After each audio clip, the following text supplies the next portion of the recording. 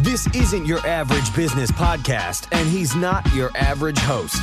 This is the James Altucher Show. Today on the James Altucher Show. Look, people don't realize it, but by going indoors, everyone is jet lagged. From a biological standpoint, it's like they've flown to China, Japan, back to New York, and to California again, all in 3 days. You know, so we could go in two directions, but I am curious about how neuroscience can help people deal, like there's an overall layer of anxiety on society right now. It's interesting. This COVID-19 thing is the test that human evolution is facing now. We need to apply these tools. What's interesting is that a couple of weeks ago when we were told to stay in, it really challenged the very American view of like, I'm going to fight this. We're going to fight. You know what's really interesting? This time we're being asked to fight by suppressing behavior. And Americans, including me, we don't like that. We were like, no, we'll lean in, we'll blow it up, we'll kill it. This time, right, unlike 9/11, Navy SEALs can't save us from this one, right? This is a job for science. This is a job for medicine, and this is a job for the healthcare system. So we didn't like the idea that fight in this current test of evolution is playing on the same neurochemical mechanisms, norepinephrine, dopamine, serotonin, and so forth, those so-called stress systems and reward systems. But this time, the fight that we're being asked to show up with is not about spearing an animal or surviving a drought. It's about inaction. It's about our ability as human beings to suppress action. The beauty of this is that inside of all of us we contain all the machinery to navigate this crisis. And any crisis, for that matter. It's almost like training an uncertainty muscle. That's right. So for instance, there's so much uncertainty right now, but if we build up the capacity, the way you would build up the number of push-ups you could do, if you build up the capacity to have 60 seconds or 120 seconds of gratitude at the end of the day without flitting towards, the anxieties of the day, then you're exercising that uncertainty muscle and you're getting more dopamine as a result. Absolutely. We should all be congratulating ourselves that we've made it through 3 weeks of this social isolation. And really, if you're breathing and you're alive and you can hear this, you're winning. And you need to register that win if you hope to get through this with a sense of restoration, with anything but exhaustion.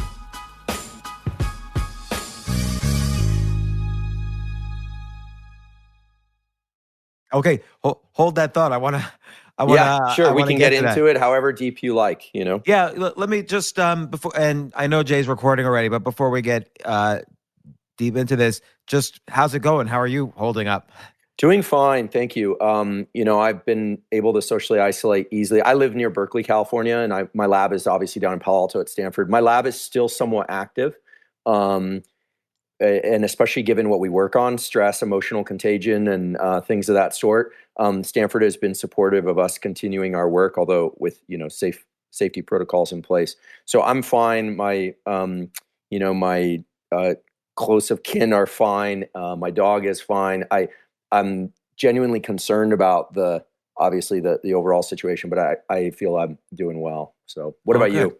That's great. Yeah, no, it's funny because, well, you know what? Actually, I'm going to even save this part for our conversation because it's related in a lot of ways. The answer to that question. And you're a professor at Stanford. How long have you been at Stanford? Well, so I was born at Stanford. I was raised near campus. I left to do my training, so I've been at other places. You were down the street in San Diego? Yeah, I was in San Diego. I was a graduate student at Berkeley, and I was a postdoc at Stanford. So my lab has been back at Stanford as for the last 5 years, but I sort of feel like I never left. You really get out and see the world a lot. Well, I'll be honest. The one place that I would ever live besides the Bay Area is New York. I'm a huge New Yorkophile. The New York neuroscience community is one that I have close friends in and admire very much. I love New York City probably more than any place on earth, including the Bay Area. It just so happens Stanford's in Palo Alto. So, well, it's funny because I love California, but we're going to talk about New York City in a second because it's related to your topic. Yeah. But I've got Professor Andrew Huberman with me from Stanford University. Is that how I pronounce your last name, Huberman? That's correct. Yeah, Huberman. Yeah. And You're a professor of neuroscience, neurobiology. You've done a lot of amazing work in actually helping blind people restore vision, and we could talk about that a little bit. You've also been doing some good studies on the effects of, well, first off, in general, on coronavirus. You've been doing some studies on, but you've also been working on the effects of stress and coronavirus, but also how to think about coronavirus from a scientific perspective. Had a lot of great you're one of the very few scientists releasing interesting research on Instagram, and if I could say that. Thank And you. I'm happy to have you on the podcast to talk coronavirus, anxiety, neuroplasticity, and how the brain is changing from the society's reaction to this virus. And what's first of all, I do want to ask you. We spoke briefly just a second ago about New York City, and you're a New Yorker. I live in New York City, and I'm just asking your opinion. Like, I'm getting sick of it. Like, I'm born here. I grew up around here. I've lived here for many decades. I was at the World Trade Center on 9/11. I lived on Wall Street during the financial crisis. Now New York City is, quote unquote, the epicenter of coronavirus deaths in the world. I'm sick of being at ground zero. And I feel like, and I stayed in New York for the crisis, like 90% of my building left, but I stayed here, and I feel like this city, maybe I was wrong to stay here. It's like too connected to the anxiety of all these different crises. Plus, it's almost like being in the city for another crisis, another ground zero moment is like a PTSD thing. And I'm just curious what your thoughts are. It seems much more relaxing in the Bay Area or in LA. Oh my. Well, first of all, I'm a huge fan of New York City and its people. I'm not just saying that because I'm on your podcast. Ever since I went there when I was a small child, I've sort of been obsessed with it. I think there's so many, as New Yorkers know, it's a challenging place to live for many reasons, but there are just so many treasures, hidden Yes. around the city. And when you learn what those are and how to adopt the mindset to find them, you live an incredibly enriched life. But I hear what you're saying. This is another case where New York is ground zero for major challenge. I think, I'll weave this into some neuroscience of stress and some things that not just my lab does, but the field of neuroscience as it relates to stress thinks about and considers. And first of all, and this might seem like a bit of a tangent, but it's not. One of the things that makes life in a city like New York hard is by virtue of the density, you are visually bombarded with images at close distance all the time. You've probably had this experience of walking down one of the avenues in a really nice afternoon, and you just catch the sun setting on one of these long avenues, and you realize that even though your visual field has been up close, you've been in apartments and buildings, and you've been seeing faces and on the subway and the walls, and all of a sudden you realize that you haven't looked for more than a block's worth of distance all day. And so there's a the high density isn't just about proximity of people. It's about what one is deprived of in terms of long views and horizons. So I will agree, and we can weave back to this, but I will agree that, in California, we get a lot of views of horizons, which I'll mention why, and the neural mechanisms are naturally relaxing and these sorts of things. But life in the Bay Area in the last few years, I've been here my whole life. I'm 44 years old. I've been here my whole life. Life in the Bay Area has become challenging in certain ways. Our homeless problem is severe. Our, the cost of living here has been prohibitive for many people. And the grind here in terms of traffic and commuting has been tough. New Yorkers are wired for proximity and close quarters. Californians actually, I think, if you put Californians into the environment that New Yorkers are in right now, I think they wouldn't dissolve into a puddle of tears, but they would suffer far more, I think, than New Yorkers. I think New Yorkers are strong because of this ability to constantly learn how to regulate their internal landscape, because the external landscape is so hectic, and it doesn't have these long distance views that are very good at relaxing the nervous system that we get periodically throughout the day in other places. Well, a couple of comments. One is, that's very interesting about how yes, we focus, and I shouldn't speak for all New Yorkers. I'll just say myself. When you said that, it rang very true for me, even though I've never thought of it in that context. I focus on very short distances all the time. And so what does that mean? So you make a great point that uh, looking at a sunrise or a sunset or looking at a long distance is almost too magnificent in New York. It's very rare, right? And so, and even like this is very different, I bet, than your lifestyle. When we plan to go, like when my wife and I plan to go to a restaurant, we don't think longer than a block or two. Like I think in other places, they think, well, let's get in the car and we're going to drive across town and there's a great new steak place. We don't think that way. If something's 2 blocks away, that's already too far. And I've noticed that I moved. I mean, I lived in and around New York City all my life, but then I started working here in 1994. And I noticed that instantly that for the first time in my life, walking more than a block to eat seemed like a huge distance. Right. So and it used to be, I'll just say that, it used to be in the Bay Area that commuting across the bridge, for instance, where I live in, Berkeley, California to San Francisco took 30 minutes. Now that's a 2-hour trek. Coronavirus has changed that, but we're not supposed to be leaving in any case. So that's changed. So, right. The length scale over which interactions are planned and measured and carried out in New York is probably more like meters to blocks, whereas out here it's miles to or many dozens or even hundreds of miles. People will drive up to Napa and things like that.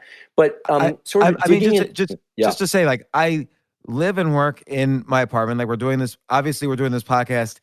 I'm sitting in my apartment, but even before this, I would sit in my apartment and do podcasts. It's just people would come to my apartment and we would do the podcast in a little studio I set up. I own part of a comedy club that's across the street. So that's my other workplace.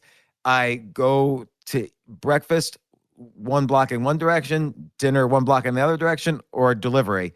And that's my entire week, every week, unless I'm specifically traveling. So I travel maybe a bit more than most. But and then there was something else you said though. Oh, I'm just curious, like, like you mentioned, New Yorkers are stronger, and I don't mean to make this podcast about New York. We'll switch off of this in a second, but it's related. I agree that I feel like I've been through a lot with all these crises, and so have many other New Yorkers, and New York City is sort of prides itself now on surviving these. But at the same time, I am really sick of it. I don't think I'm going to do another crisis here. I think I'm done. All right. I'm always we would welcome you in California. It'd be wonderful to have you as part of the local landscape. I guess that'll be my response. I feel like my brain has developed. Like I'm not as anxious or stressed now as I was during the other 2 major situations. I think I did learn from my mistakes those times, but I'm just curious in general. Like I didn't have any tools or help to do it. It was just kind of hard-earned experience. And, right. So we could go in we'll go in 2 directions, but I am curious about how neuroscience can help people deal. Like there's an overall layer of anxiety on society right now. I do these IG lives and I ask people, compared with where you were before the coronavirus, what's your anxiety level on a scale of 0 to 10? And they're usually a good 3 or 4 points or more below where they were before on a scale of 0 to 10. And, what can you do to strengthen that? And then I want to talk about in general how to stop this virus and what's coming next and what other results in your research, including curing blindness.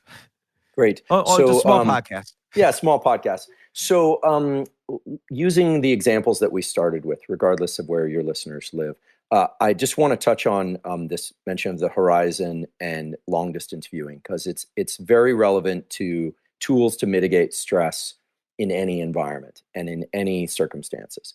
So one of the things that my lab has worked on for many years is how vision, the visual system, impacts our internal state. We think of vision and what we look at and what we see and what we read and what we hear as simply the content, right? That person's face, Trump's face, that information, Fauci's, there's Fauci again and what he represents. And all that visual information, of course, has a powerful effect on how we feel internally. But one thing that people, I think, don't realize, but they are consciously, but that they're experiencing a lot right now, is the effect of how you view the visual world, the effect that that has on your internal state. And when I say internal state, I mean your level of alertness and stress, or your level of calmness and sort of ability to relax. And when I use the example of New York being, as a place where everything is at close proximity, and it's rare to get long distance views unless you go out to, the piers or something like that, or you're in a high rise on one of the top levels above other buildings. I mention that because it turns out that the human visual system in particular has two modes that it uses. One is the sort that we're using now, or the sort that we would use when we would read or ride the subway, where we're looking at close range and we're doing what's called a vergence eye movement, as in convergence. We're bringing our eyes to a common focal point. That practice, or you're looking at your phone, for instance, that practice of bringing your eyes to a common focal point allows for things like depth perception and other things of that sort, but it necessarily invokes a small but real increase in vigilance and attention through mechanisms that connect the eyes to the area of the brainstem, called the reticular activating system, but the name doesn't matter.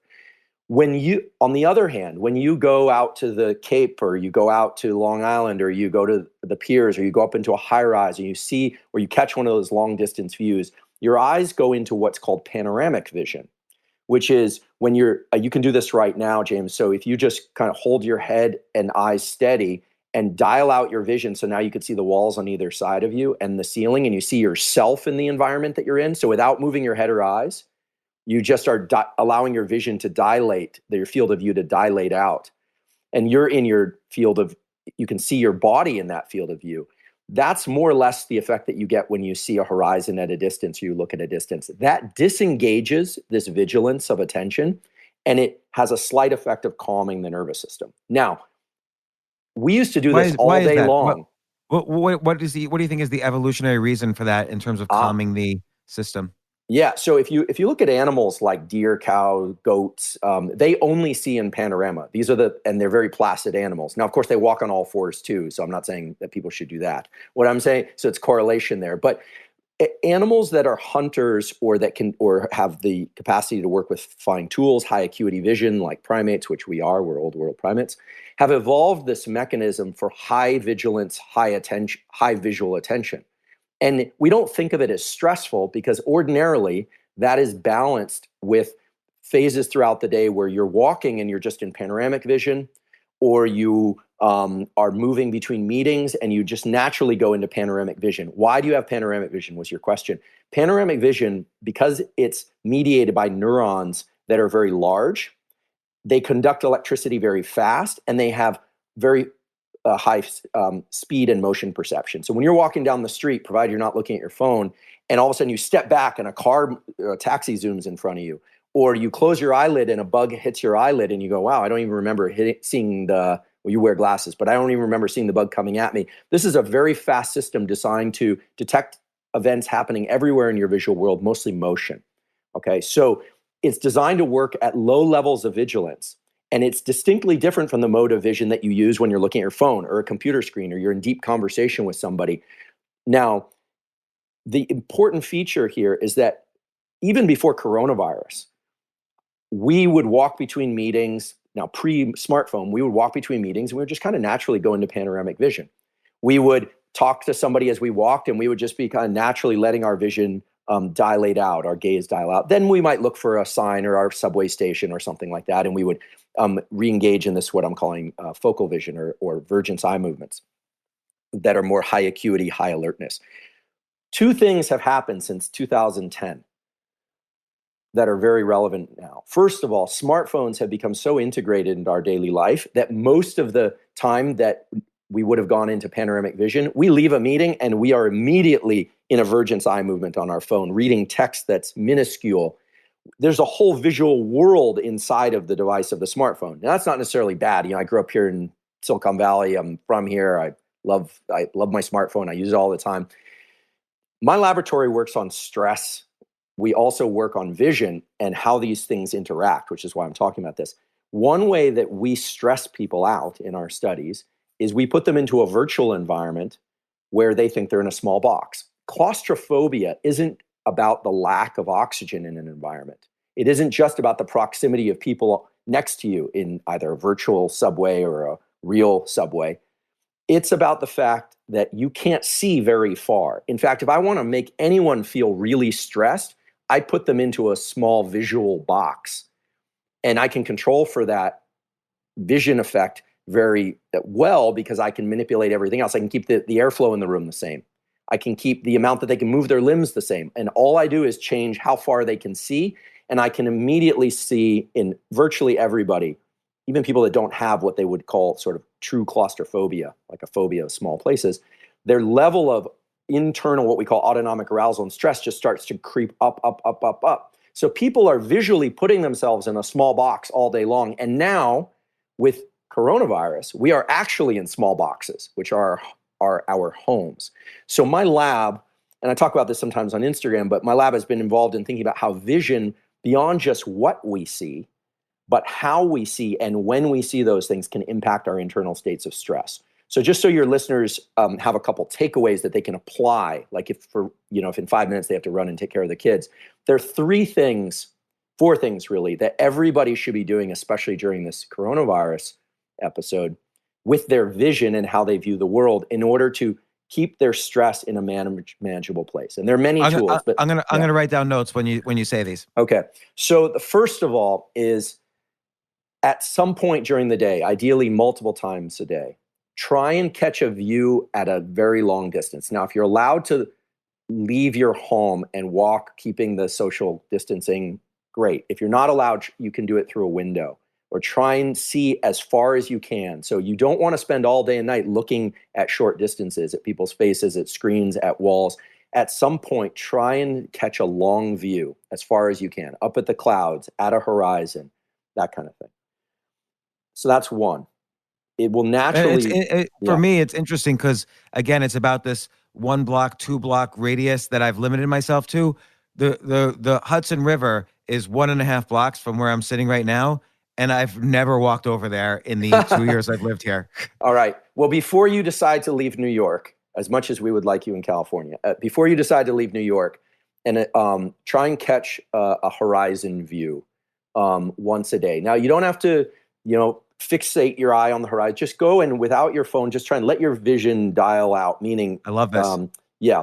So, and then if you can't do this, let's say you're trapped in an apartment or you're in a small room, again, you keep your head and eyes stationary and you let your eyes relax and go into this, what I'm calling panoramic vision.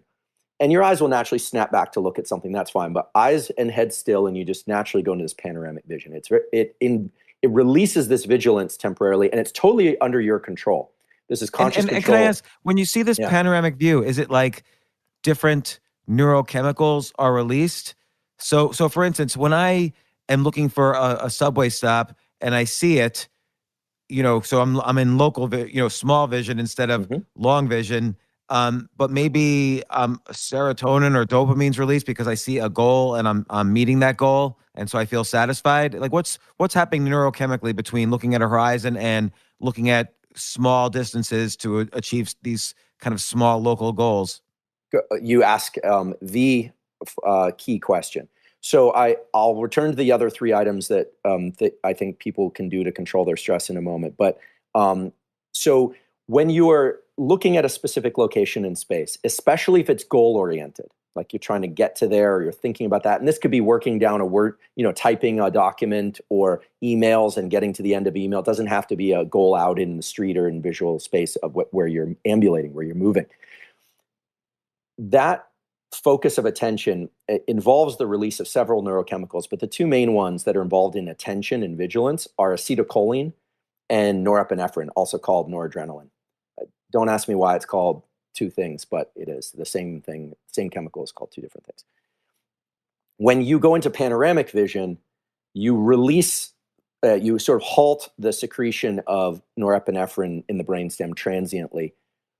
And that norepinephrine is involved in generating vigilance. It actually is involved in the stress response. It creates a sense of agitation. Remember, stress is about getting the body and mind in a biased state, and the bias is toward movement. The reason stress feels agitating is because it was designed to move you, physically move you. And I'm sorry I always interrupt and ask these questions, but No, please. Do you think that, and I want to continue, then we've got 2 steps now to go. I want to get back to the neurochemicals and then the next 2 items on your list of 3. But do you think kind of the fact that society has evolved so much faster than the species and the brain that now, as you mentioned, we're focused almost hyper local now with smartphones and whatever. Do you think that it creates this artificial low level of simmering stress that it overloads the system? Because I imagine 70,000 years ago, stress came in bursts. If you were like had to jump to catch food or escape or whatever, and now we just have this low level simmering stress because we're always in these short distances and we're always hyper vigilant. Yes. The answer is yes.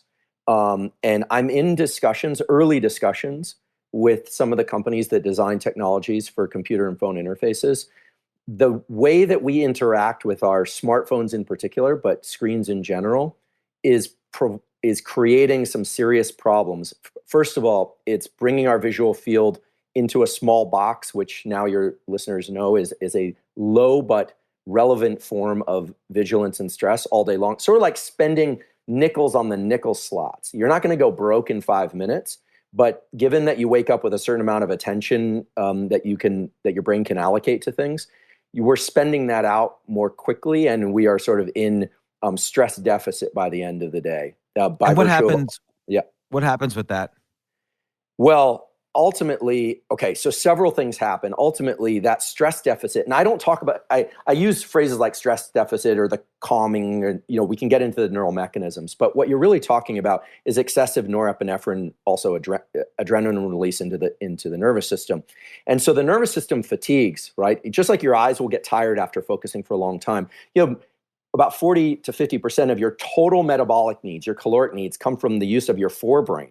The rest of your brain that keeps your heart beating and your breathing going, it runs at a basal level. We call these sort of housekeeping functions very efficiently, meaning it doesn't require much energy. Thinking is hard. Visual focus and the ability to dilate or constrict your vision to a specific location in space and to analyze what's happening in that particular location in visual or auditory space, listening to something specific in a particular location, are extremely demanding for the nervous system. And the way that technologies have been introduced into our lives, we are able to do it. I mean, it's a testament to how well the human brain can adapt. In the last 10 years, really, we've adopted these technologies, and they're seamless with our daily life. But the nervous system's capacity to deal with heightened levels of noradrenaline all day long, enhanced focal vision all day long, and lack of things like panoramic vision all day long, as well as something else which will relate to my point 3. Those are, the neurochemical systems haven't evolved new receptors, or we're not able to simply clear out that noradrenaline more quickly than we were in the 1950s or the 1970s, let alone in the 1930s or earlier, hundreds of years ago. So there's a lag between the time in which a technology shows up, obviously, and the extent to which the nervous system can regulate its use of that technology. Meanwhile, the unregulated use of that technology is pushing our autonomic nervous system, the aspect of our nervous system that controls things like stress and relaxation, to its max and even beyond its max. Let me give I'll sort of weave into points 2 and 3 as they relate to your question, because the neurochemicals are essential. I want to come back to the goal setting, and maybe we can put that under plasticity when we get to that, because when you set a goal, especially a visual goal, and you move toward it and you complete it, there is the release of other neurochemicals, such as dopamine, that offset or suppress the negative effects of adrenaline and allow you to continue. This is fundamental to how we evolved all tools and practices, not just our ability to move through space and find subways and things like that. But so it's you raised it just several times now, James. You've raised the key questions.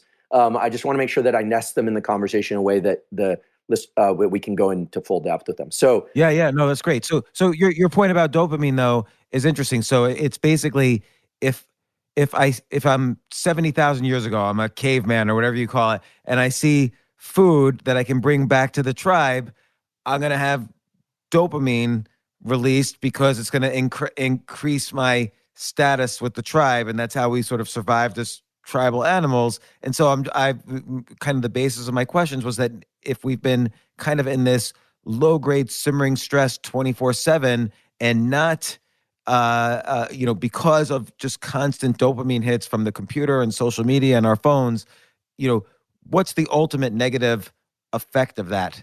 Okay. And you were starting to lead into point number 2, which is basically how we get over that. Right. Okay, I'll answer your question now. The tools that I was describing earlier, points 1, 2, and 3, are really vision tools that people can use throughout the day. The first one being to make sure you get a horizon view or panoramic vision from periodically throughout the day. Just use that as a quick tool. It takes 10 seconds maximum, but use it repeatedly throughout the day, especially in this time of quarantine.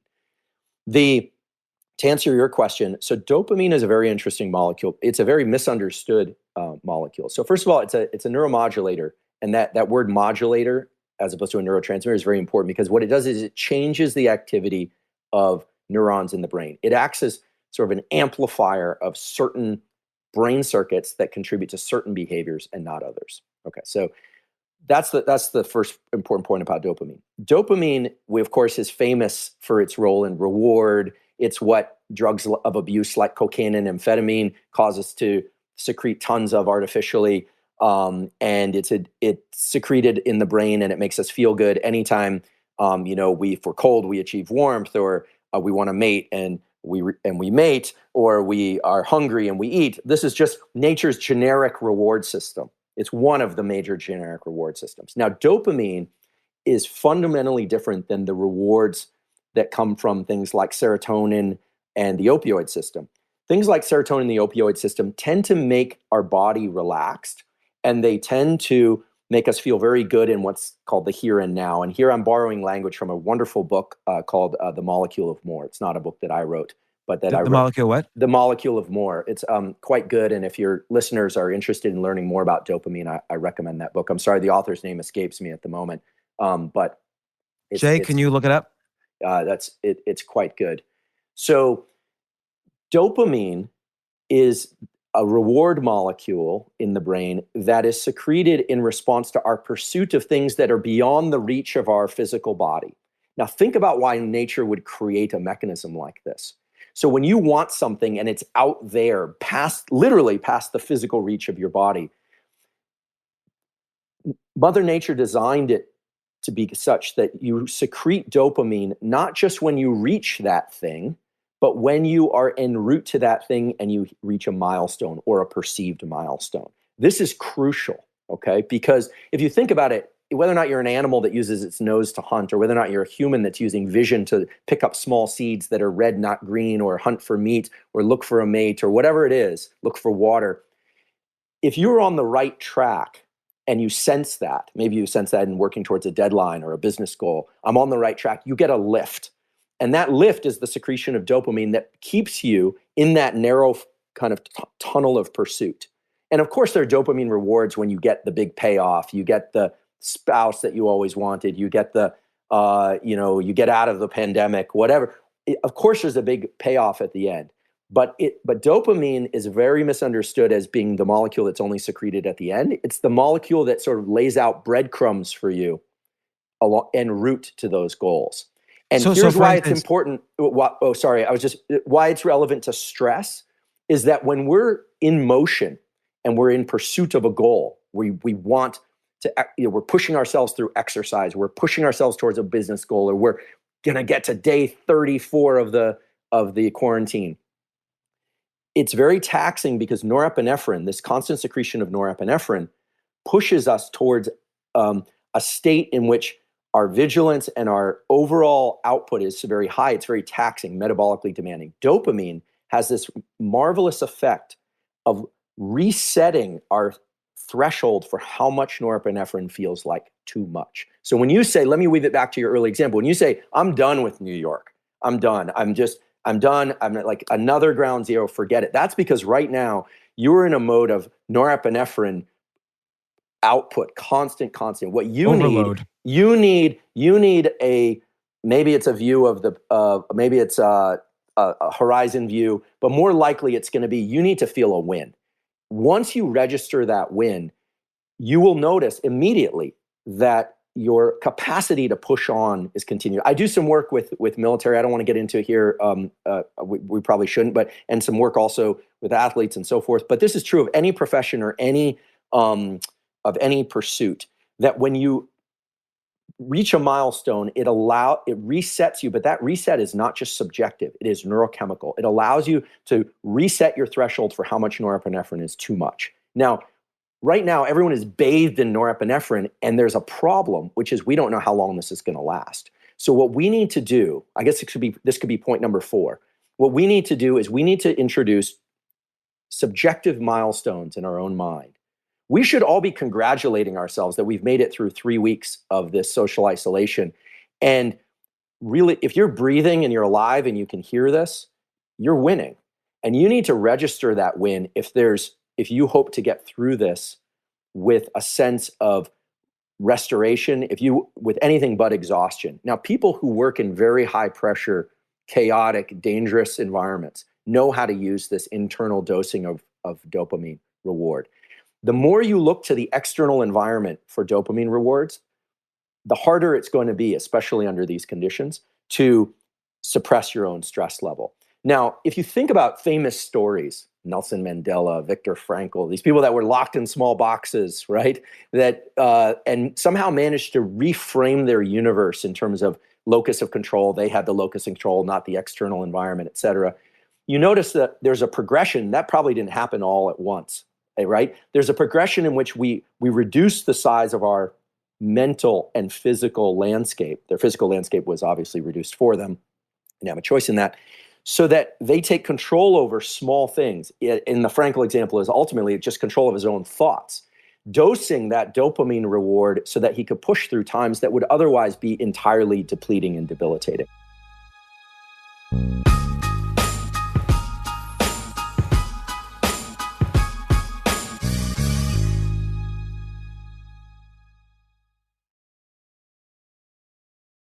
So in Viktor Frankl's case, he's in Auschwitz or in one of the Auschwitz camps, and he reframes his world by finding, instead of worrying on the hyperlocal, like, am I going to get killed today? He says, well, I have a bigger meaning in my life that will carry me through this and drive my life forwards even after this. And you're saying by reframing it, that reduced the neuroepinephrine and released dopamine. Almost certainly. And and I've been in discussion with people who work through not just situations like that, or work through cancer treatment, or work in very dangerous, high pressure environments all the time by virtue of military careers.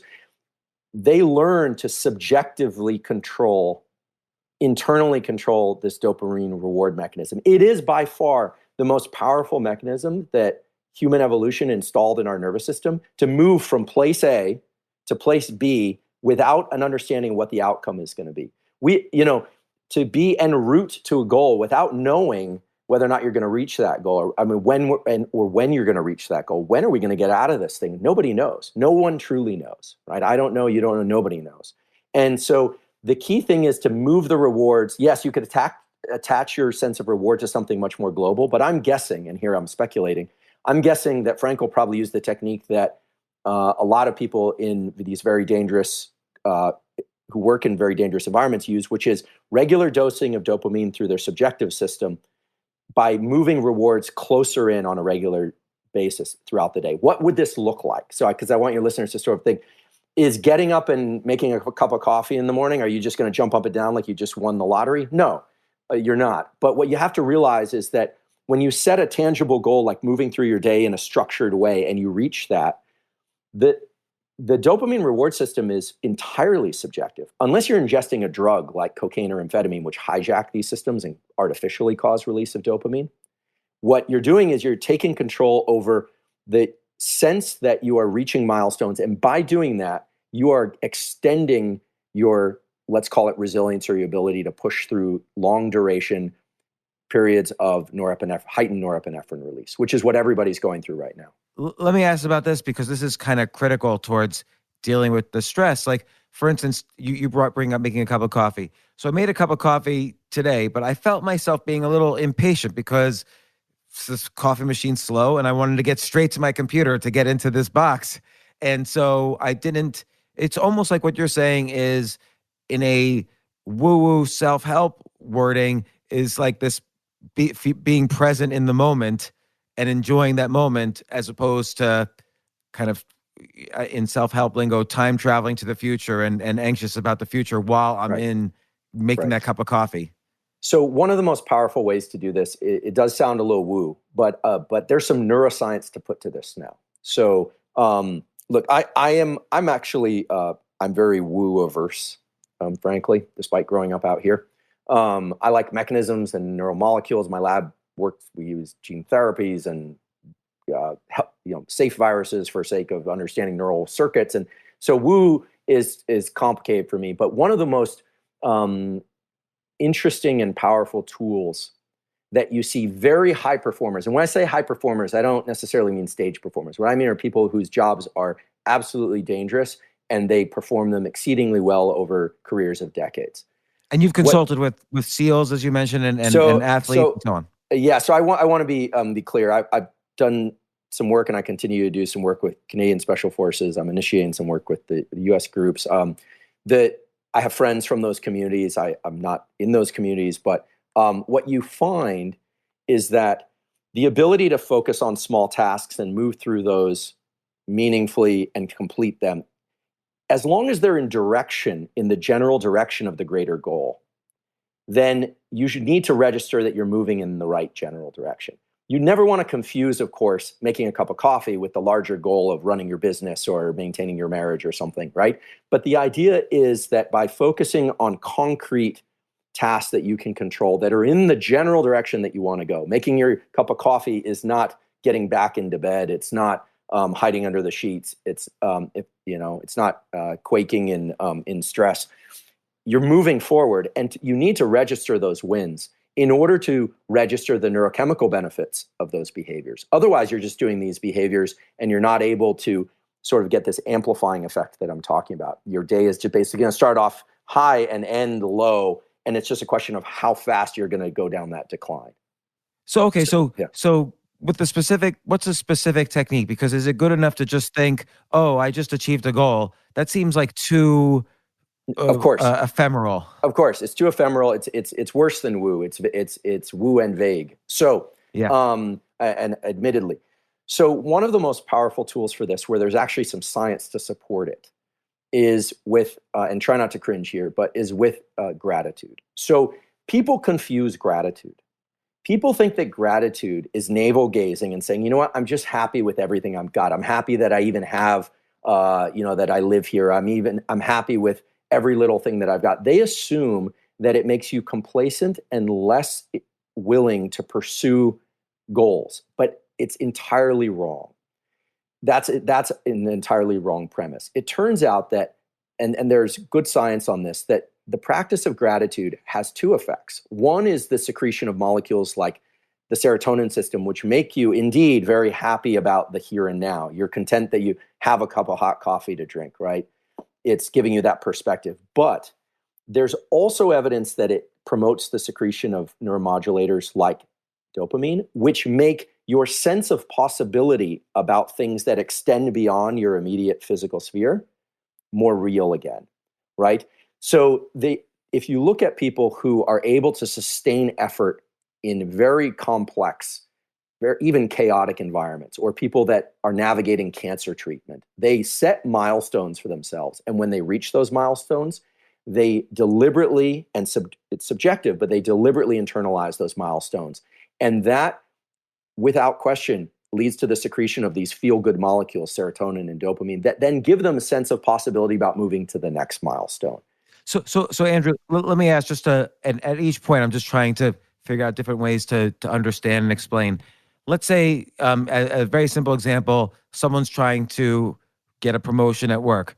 So if they do a task and are successful at it, which they strongly think will lead to that promotion, that's like a strong dopamine trigger. And then if they actually get the promotion, would you say that's a strong serotonin trigger as opposed to dopamine? No, a great question. Both are dopamine related because they're both related to things that arrive from outside of you.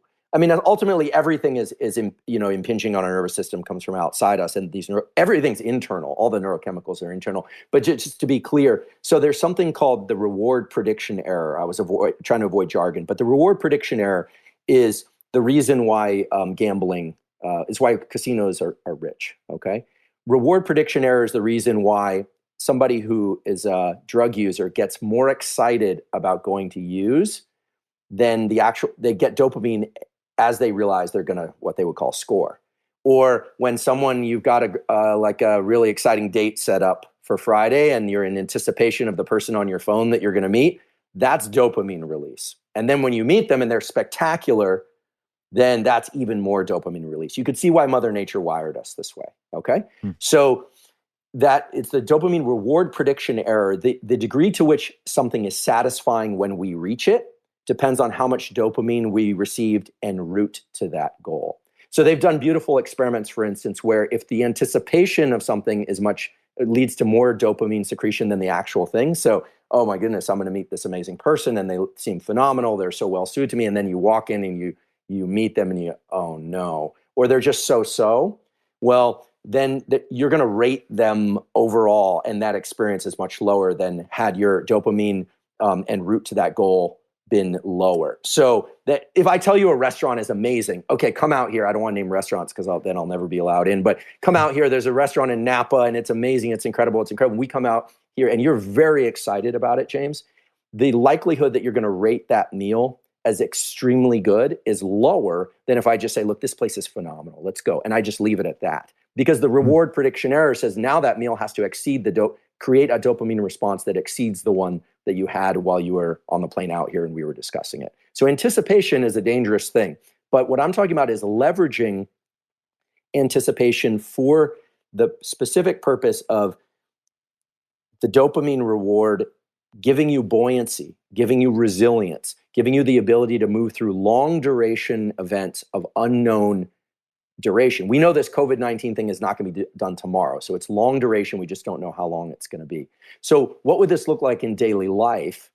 Right now, people are just trying to survive, right? We're not talking about reaching a goal. They're just trying to survive this long period of stress. And so what I'm saying is you're going to have to do three things. First, at least three things. But one of them is going to be to control your sense of reward. You're going to have to move some sense of reward into that apartment that you're in, into that landscape that you're in. Maybe it's just getting to tonight. And when you get there, you think, look, I'm COVID-19 free.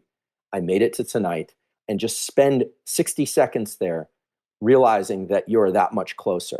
Now, of course, your mind is immediately going to flip to, well, how many days of this can I sustain? I don't know what. That's fine. You want to train these mechanisms. We'll get to plasticity later, but neuroplasticity can allow all of us, to learn to enhance the ability to which these circuits can secrete dopamine. And I've spent a lot of time working with people who struggle with phobias and stress and anxiety. I've also spent a lot of time working with people who are phenomenal at achieving very long duration, unknown duration, high stress environments. They can reach tremendous goals. And they do that by training up these systems. The same way you would train up, acumen for science or an acumen for anything. It's right? almost like training an uncertainty muscle. That's right. So for instance, there's so much uncertainty right now, but if we get used to, hey, if we build up the capacity, the way you would build up the number of push-ups you could do, if you build up the capacity to have 60 seconds or 120 seconds of gratitude at the end of the day without flitting towards, the anxieties of the day, then you're exercising that uncertainty muscle and you're getting more dopamine as a result. Absolutely. And so you could say, well, this is just resilience or grit, but it's different because resilience and grit implies the ability to lean in and push through strain and struggle. It's about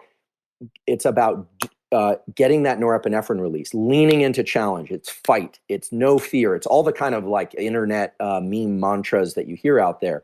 But what I'm talking about is giving yourself some longevity for that fight, giving yourself the ability to reset your ability to secrete norepinephrine and lean into effort. And that's because I'm just kind of translating, not that you need translation, you're explaining it really well, but what's happening there is the dopamine, as you said earlier, modulates your levels of norepinephrine. I don't know how to say it. I'll just call Norepinephrine, it. Yeah. The more you can release this dopamine through controlling your sense of reward, the more you're able to modulate this stress neurochemical that is, a net negative if we feel it all day long. Yes, and that's exactly right. You summarized it perfectly. And I'll just say, so just to put some science to this, because I have a feeling some of your listeners are probably thinking, well, this sounds, I'm giving sort of take-homes and takeaways from these studies, but there's a beautiful paper published in Cell, a phenomenal journal, easily on par with Science and Nature, top journal, very stringent last year, showing that looking at why people and animals quit. If you think about it, unless I can't lift a car, I'm not that strong, but if I go out walking or running, why would I quit? Why do I quit at effort? What is the neurochemical signature of quitting? And it turns out that as we exert effort, we secrete this molecule, norepinephrine, and I'm not talking about just globally. It does come from the adrenal glands, but it comes from areas in the brain specifically as well. It's secreted in an area of the brainstem gradually as we exert effort. And at some point, that norepinephrine level exceeds a certain threshold, and it causes quitting by shutting down the motor circuits that generate effort. We think of quitting as a kind of there is a real neural substrate for that. So I love this. Think about, so all day long, you're getting up, and what I'm saying is, focal vision, you're spending a little bit of energy. What I'm really talking about is you're secreting a little bit of noradrenaline. You don't realize it, but like now we're on the penny slots in the slot machine. So you go in, you got $100,000 to spend on a weekend because maybe you're wealthy, but now you're spending on the penny slots. You don't even notice it. It's intangible. As you go through your day, now you're looking at, the various newspapers. Now you're checking the markets. Now you're doing all the things. You have to spend carefully. I'm not saying just sit there and keep everything you've got. You want to spend this, but you want to allocate it appropriately. When you quit, when you feel like, I can't take this anymore, your norepinephrine has ceilinged out in this brainstem circuit, and your forebrain says, that's it. I can't continue. I can't make plans. I can't think logically. I can't organize my thoughts and behaviors in a way that makes sense. I'm just too stressed out. So you say you're too stressed out, and I've got putting that in quotes, but what that really is norepinephrine exceeded a certain threshold. Dopamine takes that level of norepinephrine literally through a neural circuit mechanism and suppresses it so that you have more gas, you have more mileage in you, you have more money to spend, in my kind of example of entering the casino or to gamble. So, and it is like a gamble because every day you get the same allocation. Now, this norepinephrine that we're talking about kind of now in kind of analogy and metaphor is what you wake up with in full supply when you had a good night's sleep. And guess what? If I want to take away all of that, I take away your sleep. If you ever tried to work after one night's no sleep, you're fine. I can do that. I still pull all-nighters multiple times a year. But 2 nights, you can't even organize your plans. You start falling apart. What was, the phrase, what the Vince Lombardi phrase, fatigue makes cowards of us all, It's at some point, this norepinephrine system is so powerful, and the dopamine system's relationship to it is so powerful for how we evolved that you had to have a mechanism like this in place. You can imagine why there's a mechanism like this in place. And this COVID-19 thing is a test of it's interesting. This COVID-19 thing is a test is the test that human evolution is facing now. We need to apply these tools. And what's interesting is that a couple of weeks ago when we were told to stay in, it really challenged the very American view of like, I'm going to fight this. We're going to fight. You know what's really interesting? This time we're being asked to fight by suppressing behavior. And Americans, including me, we don't like that. We were like, no, we'll lean in, we'll blow it up, we'll kill it. This time, right, unlike 9/11, Navy SEALs can't save us from this one, right? This is a job for science. This is a job for medicine, and this is a job for the healthcare system. So we didn't like the idea that fight in this current test of evolution is playing on the same neurochemical mechanisms, norepinephrine, dopamine, serotonin, and so forth, the so-called stress systems and reward systems. But this time, the fight that we're being asked to show up with is not about spearing an animal or surviving a drought. It's about inaction. It's about our ability as human beings to suppress action. This, And this is so that's fascinating tough. because in this situation, obviously we're powerless, which means it's harder to establish goals for ourselves when we feel powerless in this global situation. Hence, less dopamine, more neuroepinephrine. And what I love about what you're saying is this is kind of like the neurobiology of woo-woo self-help, but in a way that once you can understand this, then you're able to apply it. Uh I feel bad. I want to get you back to your first three things. You know, the That's all right. first one was We'll get there. I'll make sure that your yeah. listeners can get it. So along these lines, because I can tell, James, that you, first of all, you have an amazing ability to ask. I said it before, but ask the questions that are very trenchant, like right to the core issues. I would love for people listening to this to think about their nervous system, which of course governs everything, the immune system, everything. You know, their thought processes, their moods, everything. To think about the nervous system as it has very generic but very predictable responses. So the stress response was designed to protect us. Let's say that this wasn't COVID-19. Let's say it was 10,000 years ago, and there was like a stampede of woolly mammoths coming through every village. That village would have to figure out what to do, right? How are we going to deal with this? We don't have enough spears. What are we going to do? How are we going to organize? What are we going to do? We don't have enough spears as opposed to masks, right? Human evolution has dealt with things like this over and over and over. So what Mother Nature has beautifully designed are neurochemical and neural circuit mechanisms that are very generic. So stress tends to make us active and activated. Literally, the secretion of noradrenaline in the body, also called adrenaline, and in the brain promotes agitation because it was designed to get us to move. And that's why the suppression of behavior that we're being asked to do, to engage in now is so hard, because stress, it makes us want to move. And here we're being told you can't move. So I'll talk about tools that you can use to sort of quiet the nervous system in that regard. If we succeeded, if we were going in the right direction, now we're talking about flattening the curve or a vaccine effort, right? But stampedes of woolly mammoths, or maybe it was something worse. Maybe it was that, it's very dark to think about, but maybe it was all the babies were stillborn at some point in human evolution. What are we going to do? They had to parse that and figure out, is it in the food we're eating? Is it in the water? Is there some contaminant? The human mind has evolved mechanisms to register stress, mobilize us, immobilize us, register reward. Right now, it's like we're groping around trying to figure out what to do, what's putting us on the correct track. And people are arguing about, well, is isolation the thing? No, the economy, we're trying to balance all these reward systems and stressors. The beauty of this is that inside of all of us we contain all the machinery to navigate this crisis, and any crisis for that matter. The technologies are going to come from certain industries, in this case, science, healthcare, and so forth.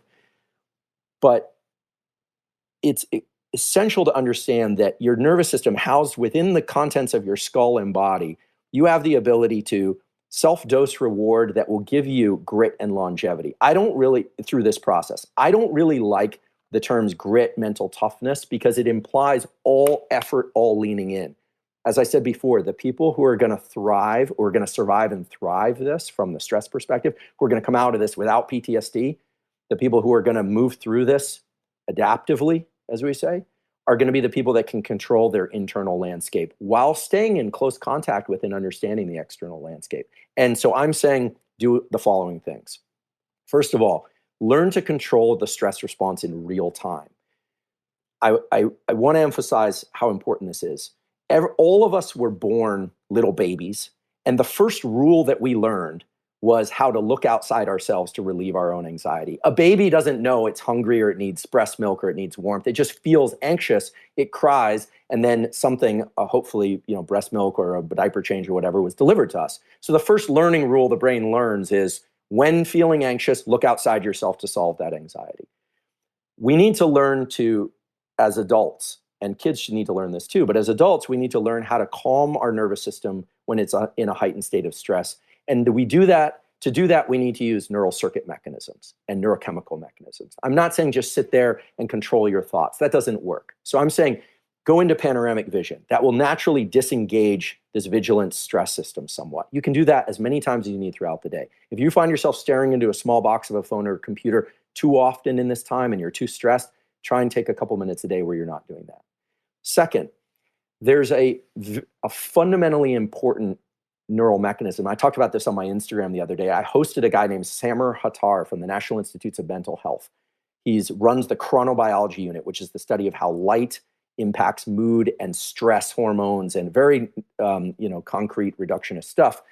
And I said, Samer, I know him well. He's a friend and a colleague. I said, what are the most important things right now that we should be doing with respect to light and sleep and all this? And he said, look, people don't realize it, but by going indoors, everyone is jet lagged. It's like from a biological standpoint, it's like they've flown to China, Japan, back to New York and to California again, all in 3 days, because we're not anchoring ourselves to the outside light dark cycle. Here's what he recommended, in which I support. You need to view sunlight to your eyes, and it can be through a window, yes, ideally in the morning, but also in the evening before the sun sets every day. Now you say, well, okay, this sounds really woo. Now you're talking about like staring at sunsets. No, it turns out that morning pulse of light, and it should come ideally from sunlight, even if it's through cloud cover, causes the timing of cortisol, which is a healthy stress hormone, provided it's not secreted too long or too much, causes the secretion of cortisol in the early part of the day, which leads to wakefulness and energy and focus. And it sets the timing at which you're going to then feel sleepy and go to sleep later that night. I have a collaboration with a guy named David Spiegel in the Department of Psychiatry at Stanford, where we're looking at respiration and vision and other things as they relate to stress. One signature feature of depression and anxiety is a late cortisol release, 9 p.m. cortisol release, signature physiological measure of being too stressed or depressed. You want your cortisol released early in the day. How do you trigger cortisol release? By viewing light. There's a special set of neurons in the eyes that when you see light early in the day, they signal what's called the master circadian clock in the hypothalamus, and triggers the release of cortisol early in the day and sets a timer so that by 9 or 10 p.m., you start to secrete the hormone melatonin, which promotes sleepiness and the transition to sleep. So now, let me ask you this though, like in the morning when I wake up, there's obviously more light in the room because I have a window, even if there's shades on it. There's more light in the room than in the middle of the night. Is that enough, or do I actually have to go outside and see the sunlight? Ideally, you would get sunlight. So even if it's through cloud cover, even if you're at a very northern latitude and you're in Scandinavia, the sun does come out twice a day. It comes up and sets, rises and sets each day. Ideally, you would get it direct sunlight to the eyes outside. If you can't do that, you can do it through a window. If not, you can just look out to the sunlight outside. You can do very bright lights during the day inside. A lot of people are disrupting these rhythms because of the way they've moved indoors. They're not naturally getting outside. Sunlight, the photon energy of sunlight, even coming through clouds, is so bright that it can trigger activation of these special cells. For the aficionados out there, these are called melanopsin ganglion cells. They're an ancient mechanism. They have their own opsin, meaning they have a photopigment, they absorb light, they transmit that light information in the form of electricity to the brain, and it causes a wake-up signal to the body that makes you feel energetic during the day and sets the timing and the quality of your sleep at night. Is it not enough light to just wake up in a room that's not necessarily bathed in sunlight, but is just lighter than it was in the middle of the night just because, sunlight going through the shades? Probably not. And this is the reason why people, a very valid, clinically proven treatment for seasonal affective disorder with people who live in very northern latitudes is this use of these artificial lights. Now, there's a second point to this. Point number 2. What I'm calling point number 2 actually has some sub-points. I guess I'm a scientist, so it's like a grant, an aim with the sub-aims. Ideally, you would also get a little bit of light in your eyes, natural light, in the evening. But by 10 p.m., from about 11 at the very latest until 4 a.m., your local time, you must avoid bright light from screens and from artificial sources. Here's why. Not just blue light and screen light, but bright light of all kinds. Now, I'll get into the fine details of this. There's a paper published in the journal, also in the journal Cell, by Samer's group, the gentleman I mentioned from National Institutes of Mental Health, last year, showing that bright light exposure in the middle of the so-called circadian dark phase, in the middle of the night, when you get up and go to the bathroom, no big deal if you turn on the night light. But if you're staring at your screen in the middle of the night, or you're getting bright light exposure for more than a couple minutes, It triggers activation of a circuit that goes from the eye to this brain structure I'm guessing most of your listeners have never heard of, called the habenula, of all things, which is the neural circuit that suppresses dopamine release and causes depression-like symptoms. It is a pro-depressive circuit that's activated by this viewing of light in the middle of the dark phase of the night. Why does that exist? Or maybe it exists because it was never really developed before we had screens. No, this is a very good question. Mother Nature designed and installed in us reward mechanisms: dopamine, serotonin, oxytocin. You hold your child, you see someone you love, you get the serotonin release, the oxytocin release. This lent itself to pair bonding and social bonding of various kinds, and dopamine for the reasons we talked about before. This mechanism of disappointment is actually the one that's engaged when you anticipate a win and it doesn't come, or you actually want circuits to punish certain behaviors. It leads to what's called long-term depression of certain circuits in the brain so that you don't repeat those behaviors. So as beings that are not super sophisticated, we don't often think about, well, what causes me to not want to do something again? Well, it was the disappointment that I achieved in the course of that. It was the failure or the loss or this person disappointed me or that person disappointed me. I'm never going to do that again. Nature doesn't punish us by touching a hot stove, so to speak, by burning our skin. It teaches our brain, don't touch that stove again. It doesn't just create a memory of the negative event. It creates a neurochemical signature of what disappointment and mental pain was associated with that physical pain. Okay. Now, so getting up in the middle of the night from an evolutionary perspective and being active in the middle of the night should be punished, because before artificial lights, this actually was a very dangerous behavior. So we are neurochemically bound. We are hormonally bound to the daily light dark cycle. So the right thing, there is a right answer here. If at all possible, if you're a first responder, you're working in the clinics at night, there's a whole nother thing about jet lag and shift work. I interview Samer from time to time on my Instagram. I don't mean to plug the Instagram, but the Huberman Lab Instagram. I talk about neuroscience. It's a not-for-profit free education thing, so I don't feel too guilty.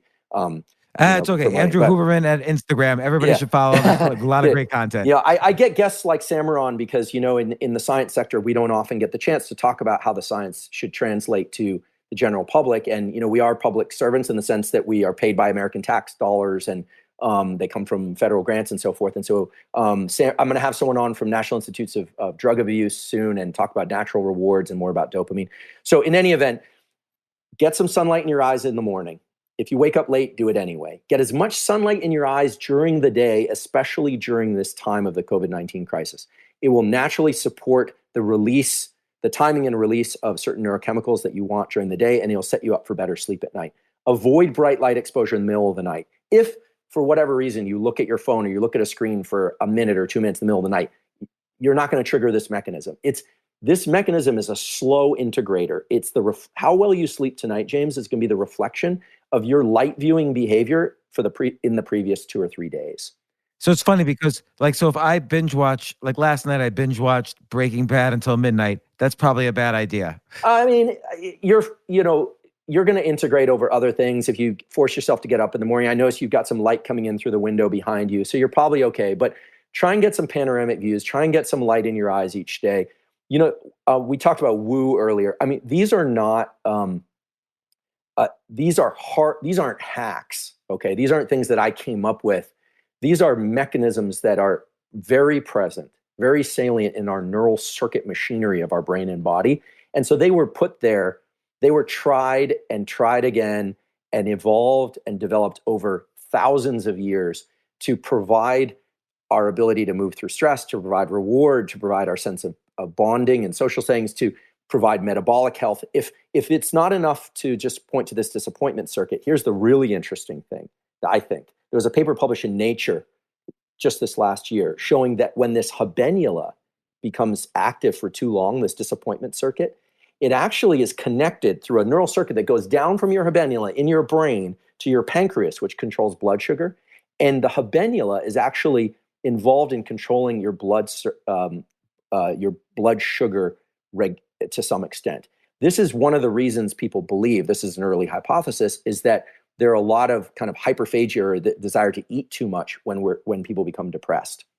So the brain and body are linked by these neural connections. So it's kind of beautiful, right? You think about this Mother Nature installed mechanism of, okay, you're doing the wrong behavior. You're up at the wrong times of night. Maybe you're under a lot of stress. I'm going to make you very hungry by causing your pancreas to oversecrete insulin. It makes perfect sense. Is this why when kids are on Adderall, which triggers, which attaches to that dopamine receptor and maybe over triggers artificially dopamine, is this why they lose hunger? So that's a very interesting. So if you want to understand how dopamine works or Adderall works, which Adderall is a form of amphetamine, people might ask, well, why would you give a kid amphetamine if they have trouble focusing? Turns out that dopamine system that's involved in generating these rewards en route to and when you achieve a goal is also very good at focusing your attention. It's a neuromodulator. We mentioned that earlier, and it modulates the circuits that are involved in attention. So for kids that are challenged with attention and they can't hold their attention, and it's these forebrain, what we call top-down circuits, you can train up those circuits during development by giving a drug, in this case Adderall, that promotes the secretion of two things, dopamine and norepinephrine. Give them energy and give dopamine to focus that energy into a narrow funnel or goal. Now, some of these drugs are controversial for the other effects that they can have, but the young brain is very plastic, and we will get to plasticity. But it's that's the reason. If you look at drugs like cocaine, let's just look at drugs of abuse. I'm not recommending anyone do these, but if you look at drugs like cocaine and amphetamine, what do they tend to do? They tend to make people rabid in pursuit of things outside of them: work, money, sex, more drugs that promote the secretion of serotonin and opioids, heroin, marijuana. They tend to make people sedate and calm and content in just with the things that exist within the confines of their skin and skull.